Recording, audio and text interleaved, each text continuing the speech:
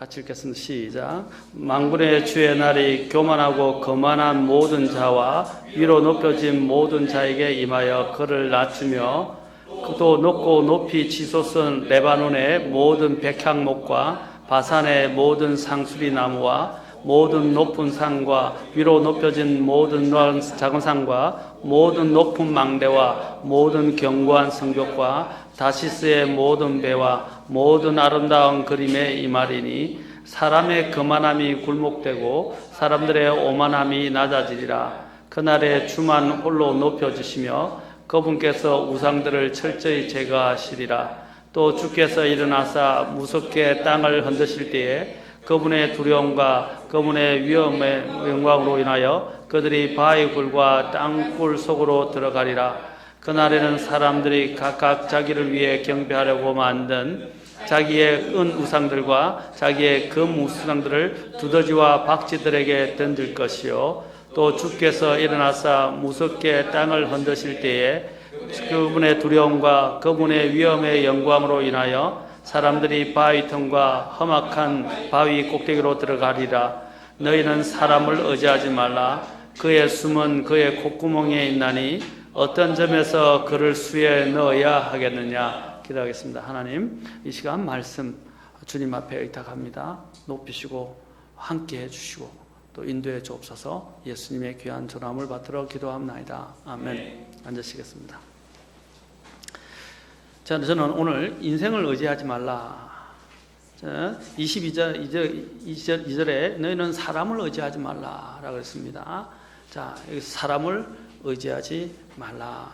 저는 더 나아가서 인생을 의지하지 말라라고 오늘 말씀을 전하겠습니다. 사람은 살면서 누군가를 의지하면서 살 수밖에 없습니다. 태어나서는 부모를 의지하고 커가면서는 가족들, 친구들, 또 동료들, 심지어는 이제 나중에는 돈을, 권력들을 의지하며 살아갑니다. 또 다른 사람을 의지합니다. 어떤 사람들은 자기 자신만을 믿고 의지하며 살아갑니다. 또 어떤 사람들은 우상을 의지하고 살아갑니다. 우상은 이제 종교죠. 종교입니다. 사람이 의지하며 살아가는 이유는 살아가는 동안에는 아무래도 살다 보니까 외롭고 부족하고 연약하기 때문입니다. 의지를 해서 도움을 받는 적도 많지만 해를 입는 경우도 의지를 해서 도움을 받는 적도 많지만 해를 입는 경우도 많다는 것입니다. 그렇죠?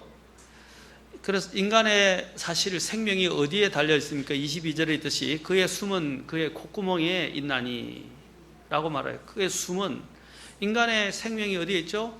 호흡, 코의 호흡에 달려 있어요.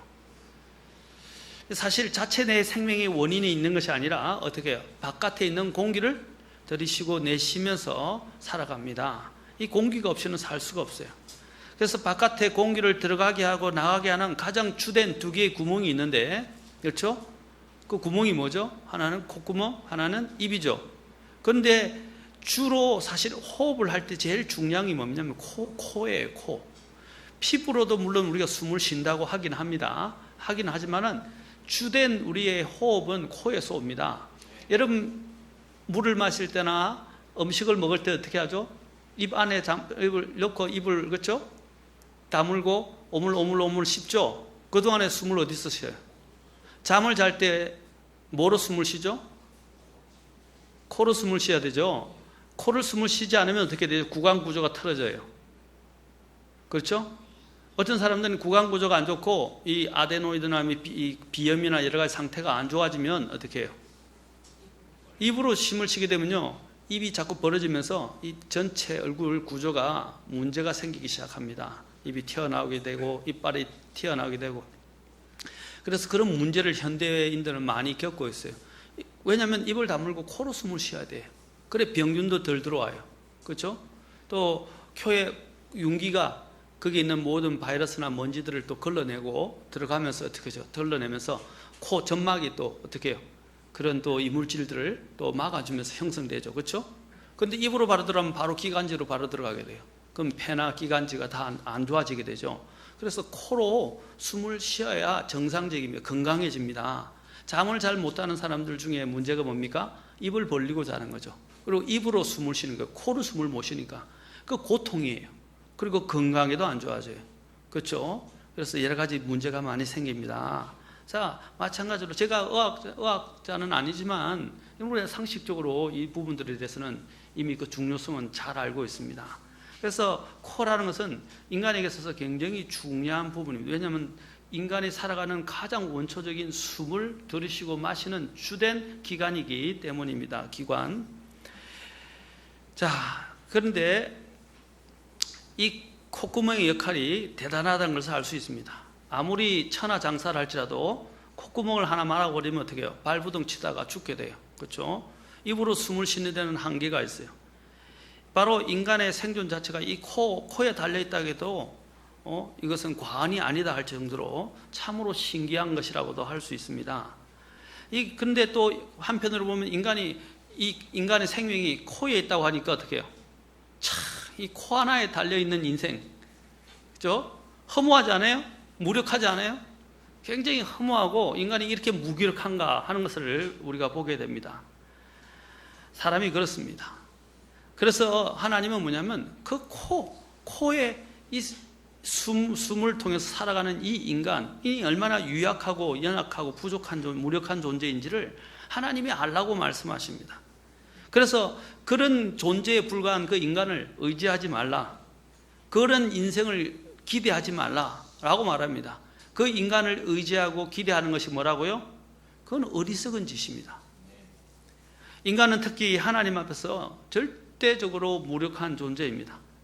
사람은 자기들의 힘을 자랑하고 자기가 모든 가지고 있는 것들을 과시하면서 또 남들 위에 군림하면서 또 어떤 때는 자신이 가지고 있는 것으로 인해서 큰 소리를 치고 자랑하지만 하나님께서 그 사람의 호흡, 그쵸? 숨을 거둬가시면 그는 그냥 끝나는 것입니다.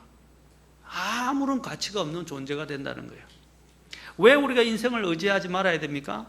첫째는 인생은 시편 146편 3절에 있듯이 인생은 우리에게 전혀 도움을 주지 못하기 때문입니다. 146편 3절에서 말씀하십니다. 통치자들을 신뢰하지 말며 도움을 주지 못하는 사람의 아들도 신뢰하지 말라. 지금 위정자들이 중요해요. 나라에. 그렇죠? 굉장히 중요합니다. 그래서 위정자들을 위해서 기도해야 됩니다. 그러나 위정자를 신뢰하지 말라는 거예요. 오늘날 우리나라가 이렇게 양분화된 대표적인 게 뭐예요? 야당, 여당, 위정자를 자꾸 이야기하면서 문제가 심각해지고 있고 양분화되었어요.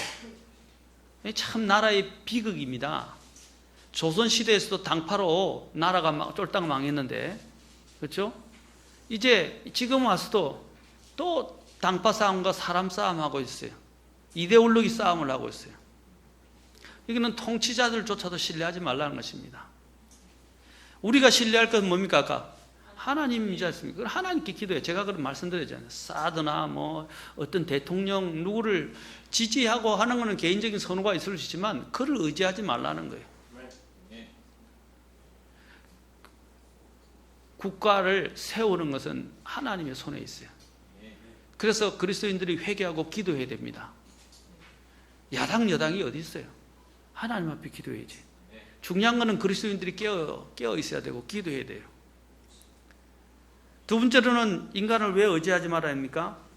인간의 그 마음속에 들어있는 것은 악하기 때문입니다.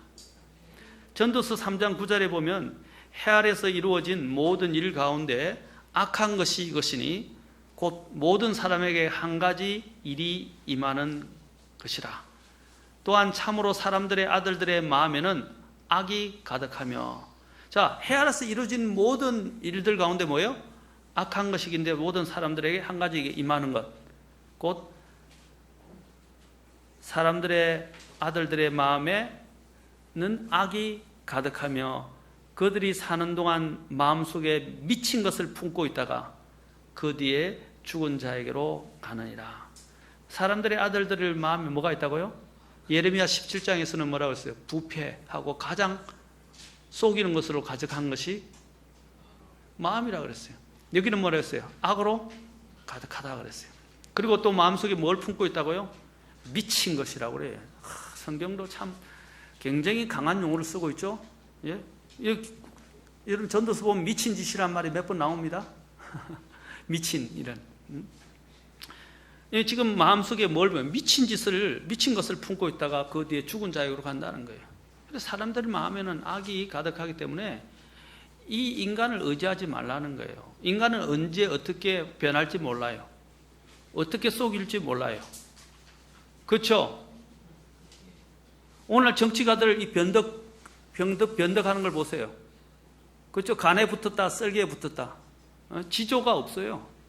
그런데 그게 정치가들만의 문제도 우리도 보면 내 이득의 문제가 생길 때, 그렇죠? 이쪽에 붙었다, 저쪽에 붙었다, 입장을 달리하게 되는 경우가 얼마나 많은지 몰라요. 그게 인간의 악입니다. 인간의 마음이 악하기 때문입니다. 자기가 손해보게 되면 결국에는 어떤 때는 손해를 안 보려고 다른 사람을 희생하고 거짓으로 꾸며대는 경우가 많아요. 여러분 뉴스를 제가 다 믿지 말라 그랬죠? 여러분 뉴스를 믿으면 여러분 어리석은 자입니다. 뉴스에서요, 제가 전에도 말했지만 세월호 사건에 이야기합시다. 나쁘게 이야기하려는 게 아니라 세월호 사건에서 배가 침몰해서 죽었다. 그것만 기억하면 돼요. 그런데 그 뒤에 왜 죽었냐, 어떻게 죽었냐, 보는 입장과 상황에 따라서 완전히 사람들이 말이 다 달라져요. 뉴스 보도하는 것, 그 다 믿을 수 없는 근거들이 많이 있어요. 심지어는 조작을 하는 경우도 많아요. 뉴스를 조작. 여러분들이 어떤 사람들 앞에 내 입장을, 그렇죠? 내가 갖고 있던 마음속을 들키지 않게 해서 꾸며대고 과장하거나 꾸며대거나 아니면 심지어는 거짓말을 할 수도 있어요. 맞아요. 온갖 다른 것들로 치장해서 내 본심을 숨길 수도 있어요. 그게 조작이에요. 마찬가지로 뉴스들도 그 뉴스 뒷면에 이 건의 문제로 인해서 얼마든지 조작이 가능해요.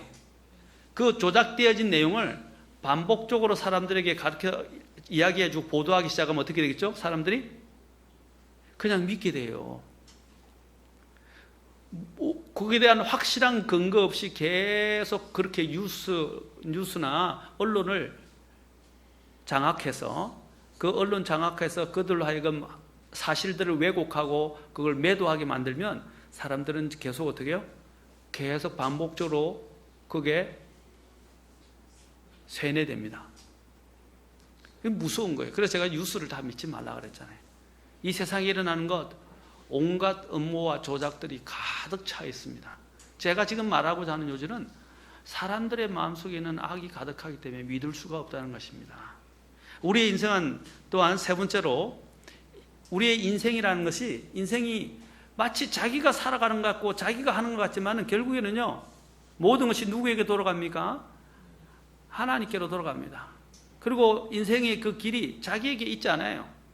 자기가 선택한 것에 대해서 책임을 지만 결국에는 모든 것이 하나님의 뜻대로 이루어집니다. 인생은 우리 마음대로 되는 것이 아니고 하나님의 뜻대로 되는 거예요. 이러한 우리의 인생이 하나님 없이 어떻게 그래 살아갈 수 있어요? 하나님이 모든 걸 다스리고 하나님의 결국 뜻대로 세워질 것인데 왜 인간이 아둥바둥하면서 자기의 뜻을 고집하고 자기 마음대로 하면서 살아가려고 그럽니까? 물론 잠시는 누릴 수 있고 잠시 얻을 수는 있겠죠. 결국에는 어디로 돌아갑니까? 하나님의 뜻대로 다 모든 것이 돌아가게 될 것입니다. 그래서 로마서에서는 중요한 하나님의 경륜과 관련해서 결론을 내려요. 어떻게 결론을 내립니까? 자, 한번 봅시다. 로마서 11장에 가서 사도 바울이 어떻게 결론을 내리는가 한번 보고 우리가 이야기합시다. 로마서 11장의 마지막 부분에서 이제 사도 바울이 하나님의 경륜을 9장, 10장, 11장에 걸쳐서 이야기하고 난 다음에 이제 경륜에서 이제 결론을 내립니다. 36절 잘 보세요. 11장 36절. 자, 같이 읽겠습니다. 시작. 모든 것이 그분에게서 나오고 그분으로 말미암으며 그분께로 돌아가나니 영광이 그분께 영원토록 있기를 원하노라. 모든 것이 그분에게서 나오고 그분으로 말미암아, 그렇죠? 그분으로 말미암아, 자, through him이라고, 그분을 통하여 이런 뜻이에요. 그 다음에 그분께로 돌아간다. 원천, 그렇죠? 매개, 그 다음에 나중에 귀착, 그렇죠? 그게 다 어디로 가는? 다 하나님의. 맞습니까? 그래서 인생은 자기가 자기 길을 모색하고 자기에게 있다고 생각하는데 사실은 인생 내한테 있지 않아요. 그 착각할 뿐이에요. 자, 예레미야서 10장 23절도 한번 봅시다. 예레미야서 10장 23절.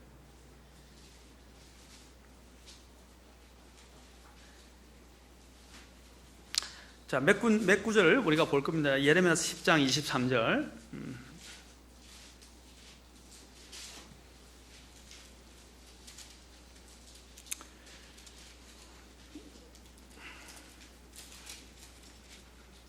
자, 다 찾으시면 이것도 같이 읽겠습니다. 자, 시작. 오 주여, 내가 알거니와 사람의 길이 사람 자신에게 있지 아니하며 걷는 자의 걸음을 인도하는 것이 그 사람에게 있지 아니하니이다. 보세요. 사람의 길이 누구에게요? 그 사람 자신에게 있지 않다고 그랬어요. 걷는 자의 걸음을 인도하는 것도 그 사람에게 있지 않다고 그랬어요. 결국에는 하나님의 손에 다 달려 있다는 겁니다. 그렇죠? 우리의 인생은 내 마음대로 하는 게 아닙니다. 인생에서 하나님의 뜻 안에서 살아갈 때만이 인생의 참다운 의미와 가치를 가질 수 있다는 것을 깨달아야 합니다. 또한 잠언 16장 1절에서는 사람이 마음으로 예비하는 것과 혀로 대답하는 것은 주로부터 오느니라. 우리가 사람이 각자가 자기가 예비하는 것처럼 보여도 결국에는 하나님의 손 안에 있어요. 그렇죠? 대답하는 것도 사람이 하는 것처럼 보이지만 하나님의 손에 있어요. 그래서 하나님의 뜻 안에서 성령님에 의해서 이끌려 사는 삶만이, 그렇죠? 그냥 복되고 가치 있어요. 또한 그 뒤에 바로 잠언 16장 9절에서도 또 이야기합니다. 사람의 마음이 그의 길을 계획할지라도 주께서 그의 걸음을 인도하시느니라. 결국은 하나님의 인도대로 된다는 거예요. 하고 싶은 대로 하고 산다고 생각하지 마세요. 인간이 뭘 이룩할 수 있겠어요, 하나님 앞에. 또 재미있는 것은 잠언 19장 21절도 봅시다. 19장 21절도 사람의 마음에 많은 계획이 있을지라도 주의 뜻 그것만 서리라. 이러한 인생은 결국 하나님에게로 다 돌아가고 기착되고 하나님의 뜻만이 서게 될 겁니다. 우리의 인생은 또한 성경에서 풀의 꽃과 같다고 그러죠. 그렇죠? 그리고 한낱 배틀 북과 같고 한낱 그림자와 같고 수증기에 불과하다고 말합니다. 그렇죠? 개역 성경은 안개라 그러는데 킹제임 성경에서는 수증기라고 그래요. 수증기. 안개는 좀 오래 더 머물러 있죠. 한나절 또는 하루도 머물러 있어요. 그런데 킹제임 성경은 안개가 아니라 수증기, 그냥 순간에 눈에 보였다가 싹 사라져 없어 버리는 거죠. 바로 그것이 영혼에 비하면 하나님의 눈앞에서는 인생이 그와 같은 존재예요. 욥기 14장 2절이나 전도서 6장 12절도 참조하세요. 또한 욥기 13장 25절에서는 날아가는, 그렇죠? 날리는 낙엽과 같다고 이야기합니다. 그냥 바람이 불면 어떻게 해요? 탁 그냥 떨어져서 샥 흔들리다가 땅바닥에 앉아서 싹 그냥 썩어가 버리는, 부패해버리는 낙엽과 같다는 거예요. 그렇죠? 바람이 불면 여러분에게도 인생에 어떤 폭풍과 바람이 불지 몰라요. 그렇다면요, 잘 붙어있던 낙엽과 가지도 다 꺾여질 수 있어요. 그렇지 않습니까? 이런 게 인생이다 이 말이죠. 이런 게 인생이다. 그래서 이 인간의 호흡을 하나님이 탁 거두어 가시면 하나님의 그 결정에 따라 내 인생이 계속될 수도 있고 거기서 그냥 멈춰 스톱할 수도 있다 이 말이죠. 그런데 인간이 뭘 하나님 앞에서 호언장담하고 주장할 수 있다는 거예요? 아무것도 없다는 것입니다. 인생을 의지하면 어떤 것들이 옵니까? 결국에는 인생은 어떻게 합니까? 인생 앞에서는 우리가 제일 약한 부분이 있어요. 또 제일 강한 원수가 있어요. 그게 첫째 뭐죠? 언젠가는 이별이 온다는 거예요. 이별의 가장 마지막 이별은 사별이에요. 죽음이 온다는 겁니다. 그래서 인간이 결국에는 이별도 오고 작별도 오고 사별도 온다는 거예요. 인간은 그래서 의지하지 말라요. 작별, 사별이 뭐예요? 언젠가는 끊어진다 이 말이죠. 부부도 죽음 앞에서는 어쩔 수 없이 갈라져야 돼요. 그렇지 않아요? 그 다음에 또 인생을 살다 보면 어떤 일들이 와요? 실망과 상처와 배반이 옵니다. 그렇죠? 온통 고통도 있습니다. 슬픔도 있습니다. 실망과 상처와 배반, 슬픔과 고통들. 또 인생을 의지하면 어떤 것이 옵니까? 또 허무해요, 나중에는요. 그리고 나중에는 후회도 합니다. 물론 좋은 관계도 있을 수도 있지만 대부분의 경우 여러분이 아마 사람들 때문에 인생을 살아가면서 허무함을 느끼지 않은 적이 있습니까? 항상 해피 행복했어요? 아니죠? 허무할 때도 있었고요. 외로울 때도 있었고 후회가 찾아올 때도 있었어요. 또 다른 사람에게서 실망을 그렇죠? 금치 못할 때가 있었고 또한 다른 사람들의 상처를 받을 때가 있었고 또 어떤 사람들에게는 어떤 경우는 배신도 당하고 저도 배신을 많이 당했어요. 정말 뒤통수 맞고 배신 당할 때 그 고통을 말로 형용할 수 없습니다. 주님 아니었더라면 제가 어떻게 미쳤을지도 모르겠어요. 주님 때문에 미치지 않은 것 같아요. 여러분은 안 그런가요? 주님이 아니었으면 아마 제가 제 정신으로 못 살아가고 미쳤을 것 같아요. 그래서 그 제 정신을 못 차리니까 아마 술이나 아니면 담배나 아니면 이 약, 그렇죠? 이런 것에 아마 빠졌을 것 같아요. 제 생각에는요. 아니면 향락으로 마음을 달래거나, 그렇죠? 근데 하나님을 참 믿었다는 걸 생각하면 감사해요. 저희 집안이 내력이 그렇게 좋지를 않아요. 뭐 뼈대가 많다고 아버지가 늘 이야기하셨지만 집안 내력 보면 주색 잡기에 능했어요. 집안이 너무 능했어요. 집안에 망초가 기울였어요. 근데 하나님이 저를 선택하시고 은혜로 불러주셔서 제가 이렇게 인생의 가치를 느끼고 살아갈 수 있는 게 얼마나 감사한지 몰라요. 여러분도 안 그렇습니까? 하나님을 믿었기 때문에 지금 이 자리를 누리고 있는 거예요. 안 했으면요, 여러분도 이 세상에서 미친 듯이 날뛰면서 미친 듯이 어떤 것에 파묻혀서 그렇죠? 살아갔을 거예요. 우리 옛날 김명자매님 막 치킨 한다고 막 할 때 그때가 생각이 나네. 사업한다고 할 때. 저도 아마 그랬을 것 같아요. 주님 안 믿었으면. 아마 돈 버는 것에 미쳤을 것 같아요. 하나님 없이. 수단과 방법을 가리지 않고. 여러분, 인생을 의지하면 또 이렇습니다. 자, 그럼 또 인생을 의지하면 어떤 일이 나는가에 대해서는 또한 다음 시간에 더 자세하게 오늘 본문과 관련해서 하나하나 본문을 분해하면서 좀 더 우리 살펴보기를 원합니다. 수요일날 오신 분들은 너무 힘들어 하시니까 오래 하면 지칠 것 같아요. 벌써 시간들이 또 다 돼가. 이거 하게 되면 중간에 그만두기가 어려워요. 그래서 밤을 셀까요? 예. 이거 마치려면 1시간은 더 해야 되는데. 자, 조금만. 예. 자, 그러면 하나 더 보겠습니다. 또 인생을 의지하면 인생이 또한 사람을 교만함을 줍니다. 이사야서 아까 읽었던 그 본문 우리가 12절부터 22절까지 읽었는데 6절부터 또 22절까지 6절부터 좀 보면 더 잘 압니다. 특히 2장 아까 읽었던 것 중에서 12절부터 읽었는데 12절에서 하나님이 뭘 말합니까? 만군의 주의 날이 교만하고 거만한 모든 자와 위로 높여진 모든 자에게 임하여 라고 됐어요. 이게 뭐냐면 인생을 의지하는 사람의 특징이 뭐냐면 교만하다는 거예요. 교만. 이거 인생 사람을 의지하는 사람들이 교만해요.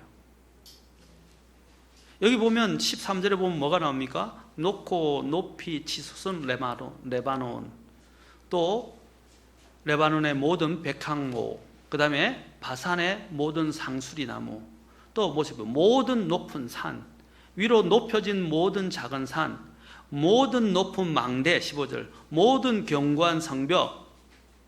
이 다 뭐야? 높은 걸 의미하는 거예요.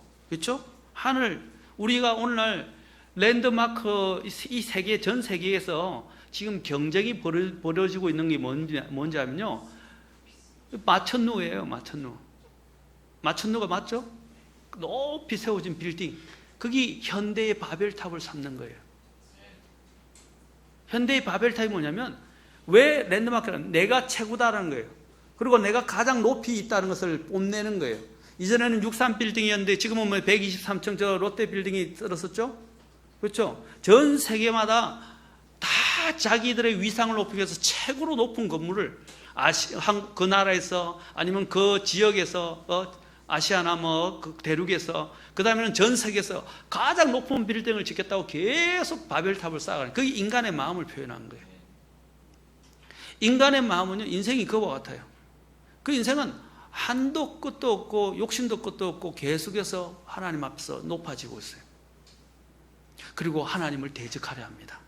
그리고 하나님 없이 살아갈 수 있고 누릴 수 있다고 생각합니다. 지금 하나님이 뭐라고 말씀하십니까? 주의 만군의 날에 교만하고 거만한 모든 자, 위로 높여진 모든 자에게 임하셔서 그를 낮추실 것이라고 말합니다. 이것이 바로 인생을 의지하는 자의 특징이에요. 교만해요. 인생을 의지하는 사람, 자기를 의지하는 사람이 뭐예요? 자기가 교만한 거예요. 자기를 의지하는 거잖아요. 하나님이 필요 없다는 거예요. 이 다 전부 다 높은이라고 말하는 건 뭐냐면 바로 그 교만한 자들을 지금 지칭하면서 그들의 태도와 마음 상태를 이야기하는 거예요. 하나님이 가장 가정히 여기시는 게 그 교만이에요. 인간 속의 마음에 있는. 인생을 의지하는 사람들이 그와 같은 거예요. 그들은 자기들 스스로 아까 보았던 것처럼 13절에 보았던 것처럼 이사야서 2장 자기들을 백향목이나 바산의 모든 상수리 나무처럼 생각해요. 그래서 이 나무들의 특징은 땅에 뿌리를 꾹 굳게 내리고요. 어떤 폭풍 와도 끄떡이지 않을 거라고 생각하고 호언장담하고 큰 소리 치고 자랑한다는 거예요. 그래서 자기들의 인생에 기반을 둔 사람들은 인생에다가 기반을 둔 사람들은요. 자기들이 무너지지 않을 거라고 생각해요. 자기들이 쓰러지지 않을 거라고 생각해요. 어떤 폭풍 와도 자기들을 그리고 스스로를 뽐내고 자랑한다는 거예요. 나는 안 넘어진다. 나는 쓰러지지 않는다는 거예요. 근데 하나님 뭐라고 그러세요? 그들을 다 낮추실 것이다. 2장 17절에서도 사람의 거만함이 굴복되고 사람들의 오만함이 낮아지리라 그랬어요. 결국 하나님께서 모든 걸 심판하신다는 거죠. 그들이 교만이 하늘을 찌를 듯이 올라가지만 하나님께서 그들을 다 꺾으시고 낮추실 것이라는 것입니다. 바로 우리도 마찬가지 인생을 의지하게 되면 자꾸 사람들의 마음이 높아져요. 하나님을 봐야 되는데 그리고 하나님 안에서 내가 더 겸손해야 되는데 인생을 의지하니까 자꾸 사람들을 보면서 자기가 그 주가가 올라가는 것처럼 생각한다. 그러한 사상을 부추기는 게 뭐냐면 뉴에이지예요. 왜냐하면 뉴에이지가 뭐예요? 처음에 사탄이 마귀가 이브를 시험했던 것 같은 거예요. 뭐라고 그랬어요? 너희가 눈이 밝아져서 신들과 같이 되리라.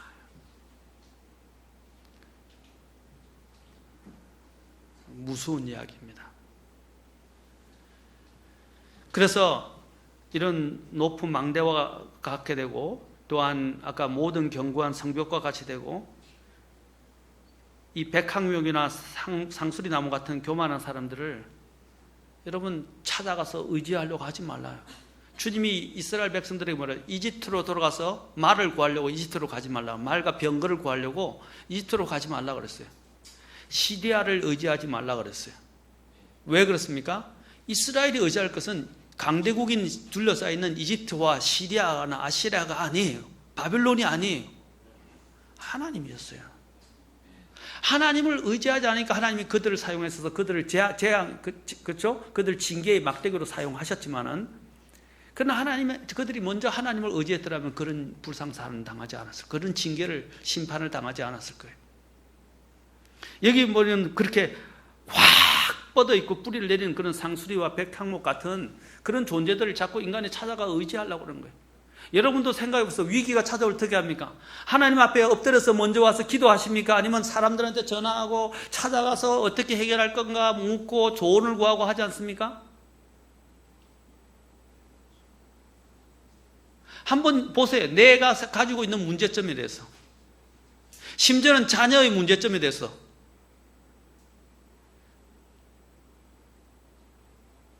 요즘은 목사님을 찾아오는 일이 없어요. 그래서 제가 놀고 있어요. 저를 놀려주세요. 편안하게. 영적인 문제에서 하나님께 와야 되고 목사님한테 상담을 해야 돼요.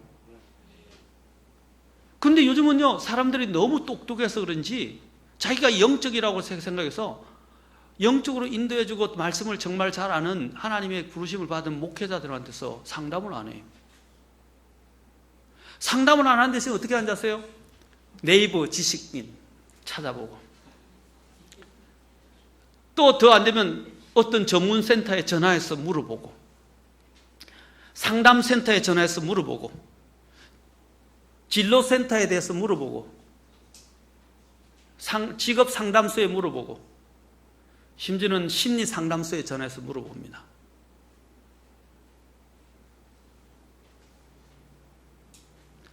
누구에게 가장 먼저 물어야 돼요? 여러분, 우울증도 제가 말하지만요, 우울증이란 그렇습니다. 이 뇌의 정말 어려운 부분들을 잠시 약의 의사의 도움을 구할 수 있지만요, 이 우울증적인 문제도 사실은 정서적인 문제이기도 하지만 영적인 문제예요. 그런 문제와 관련해서 하나님이 뭐라고 말씀할지 믿음을 갖고 목사님하고 상담을 하면서 영적인 문제의 실타래를 풀어가고 정서적인 이런 안정을 찾아가도록 해야 되는데, 요즘은 뭐냐면 의사한테 가서 먼저 가요.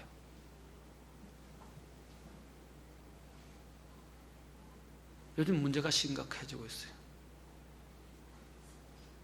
또 세상이 그걸 부추기고 있어요. 우리는 그 세상의 부추김에 부응해서 걷다가 돈을 갖다 바치고 또 자신들의 시간을 갖다 바쳐요. 여러분, 이게 심각한 문제입니다. 지금 여기서 뭐라고 했어요? 먼저 교만한 사람들의 특징은 사람 인생을 의지하는 건데, 그 인생을 찾아다니는 거예요.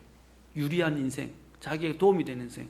그 도움을 구하려고 이집트나 시리아로 가지 말라고 그랬는데, 하나님께서 강력한 자에게 가지 말라고 그랬는데, 아까도 나왔잖아요, 예레미야에서.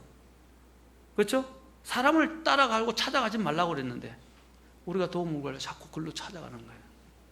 왜 하나님 앞에 와서 기도하지 않습니까? 먼저 왜 영적인 목회자가 있는데 하나님 주신 목회자한테 와서 상담을 하지 않습니까? 제가 목회자이기 때문에 아닙니다. 여러분, 부모들이, 자녀들이요, 문제가 있었을 때 제일 좋은 건강한 아이가 어떤 아이예요? 부모에게 와서 조언을 구하고 물어보는 거잖아요. 엄마, 아빠, 이런 일이 생겼는데, 이러면 어떤 종이 이런 일인데, 이런 일인데, 어떻게 하면 좋겠냐고. 그럼 부모도 기쁘잖아요. 그렇죠? 그리고 엄마, 아빠가 살았던 인생의 지혜가 있고, 경륜이 있고, 보는 눈이 있는데, 아이를 위해서 이야기를 해줄 수 있어요. 그렇죠? 그 아이가 부모에게 가서 이런 조언을 구할 때, 부모님도 좋죠, 기분이. 기쁘고.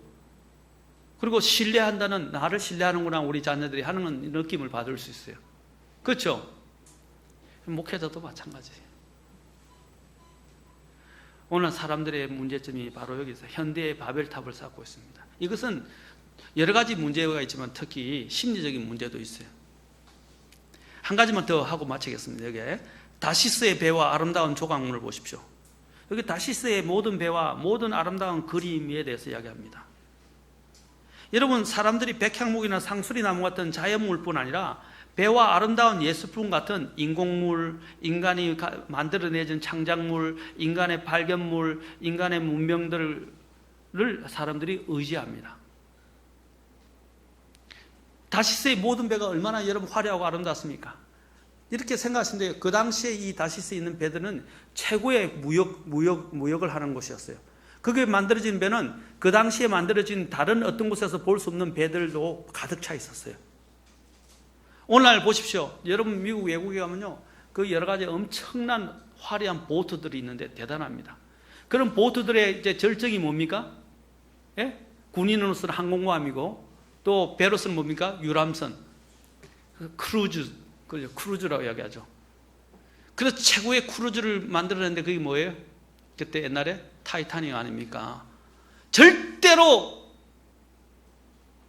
무너지지 않는 배다. 그렇죠? 침몰하지 않는 배다고 이야기했어요. 근데 하나님 쳐버렸어요.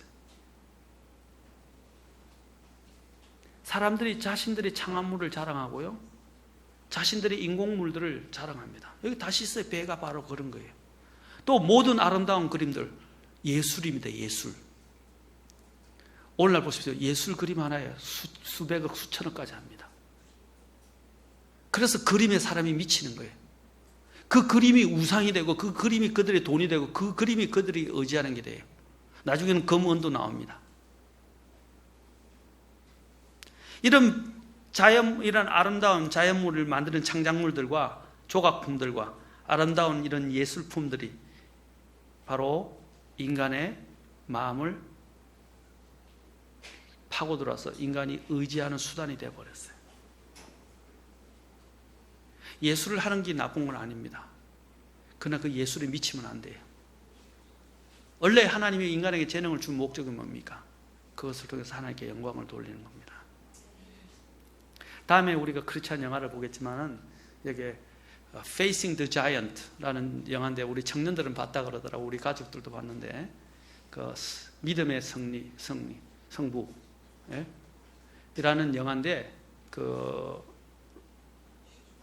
미국의 풋볼, 럭비 풋볼 팀들이 처음에는 안 되는 모든 가운데서 점차 완전히 모든 승부에 대한 부분들을, 승패에 대한 문제를 하나님 앞에 내어놓고 하나님께 영광을, 승리를 하든 패배를 하든 하나님께 영광을 돌리는 것으로 바꾸었어요. 그렇죠? 그 다음부터 하나님이 그들을 사용하시고 그들의 믿음들이 온 곳에 소문이 나기 시작했어요. 여러분, 그들이 스포츠를 할 목적을 제대로 이해한 거예요. 그래서 그들이 어떻게 하면 모두 다 무릎 꿇고 기도하기 시작했어요. 그 뒤에는 한 목사님이 계셨어요. 그 아이들을 위해서 기도하는 목사님이 계셨어요. 그 실제 있었던 스토리입니다. 실화예요, 실화. 실화를 영화화한 거예요. 마찬가지예요. 우리의 모든 원천은 하나님 앞에 있습니다. 하나님을 영광스럽게 하는데 목적이 맞춰져야죠. 그런데 인간들은 어떻게 합니까? 인간의 이러한 모든 산물들을 자랑하고 업적들을 자랑하고 자신들의 얼마나 대단하고 고귀하고 지혜로운가를 뽐내려고 한다는 거예요. 그게 인간의 모습이에요. 요즘 이 예술품들은 그런데 이것이 좀 아름답고 순수하면 좋은데 요즘은 완전히 순수한 것 자체를 잊어버려요. 이게 도대체 무슨 그림인지 난해할 뿐 아니라 이거는 사람들이 읽으면, 영적인 마음으로 읽으면요, 이건 제정신이 아니다. 미쳤다. 포스트 모더니즘 여러분 아시죠? 파괴적이에요. 그리고 아주 엄난해요. 그리고 아주 마귀적이에요. 그리고 아주 파괴적이에요. 기괴해요. 선정적이고요. 폭력적이고. 이런 것들이 오히려 사탄을 창조하고 전에 일본 사람의 그 그림들을 봤는데, 얼마나 음산하고 마귀적인지 그림 곳곳에 마귀의 형상이 숨어져 있었어요. 우리 애들이 가서 같이 보다가 보지 말자 그랬는데 애들이 찾아냈어요. 마귀 그림. 그런 동그란 문이 있죠, 문이. 이런 뒤에 이렇게 문양을 만드는데, 문양 이렇게 뒤에 있는 문양을 전체를 테두리 문양인데, 그 문양 하나하나에 마귀들 그림이 걸려 있어요. 근데 자세히 안 보면 몰라요. 자세히 보니까 마귀 문양이 다 가지고 문양을 만든 거예요. 요즘 디즈니가 재밌는 이야기는, 디즈니가 어떻게 여러분 영화 만드는지 아세요? 그 사악한 집단이에요. 마귀 집단이에요. 디즈니 영화 왜 보지 말라고 하는지 아세요? 디즈니 그림을 그릴 때 이 그림 그린 예술가들 정신이 이상한 사람들, 마귀 숭배하는 사람들인데, 동성애자들이고 많은 분들이 제일 먼저 성적인 것부터 그래요. 그 다음에 거기서 그림을 만들어 가요. 여러분 그 기법 다음에 제가 한번 보여드릴게요. 그들이 어떻게 만들어요. 여러분 기겁을 할 거예요. 라이언 킹 이야기할 때 라이언 킹의 그 표지 그림 있죠? 그게 주 문제인데, 그 절벽에 올라가서 하늘을 바라보고 별을 바라보는데, 그 별이 뭐라고 써 있는지 아세요, 여러분? SEX라고 써 있어요. 그거 모르셨죠? 그 별을요, 일부러 그렇게 만들어 놨어요. 그런데 우리의 이 육안은 이해를 못하지만 우리의 혼은 그걸 다 읽어요. 그러면 아이들이 뭐에 대해 자꾸 이렇게 자극을 받게 되죠? 성적인 것에 자극을 받게 돼요. 그게 마귀들이 하는 짓이에요. 오늘날 예술품이라는 것들이 그런 경우가 많아요. 사악해요. 순수성을 잃어버렸어요. 오히려 그림을 보면서 정말 아름답다, 순수하다, 하나님을 찾고 싶은 마음이 생겨야 되는데, 이거는 보고 나면 마음이 안 좋아요. 이게 제가 말하는 인간의 일이 그만하면은 거죠.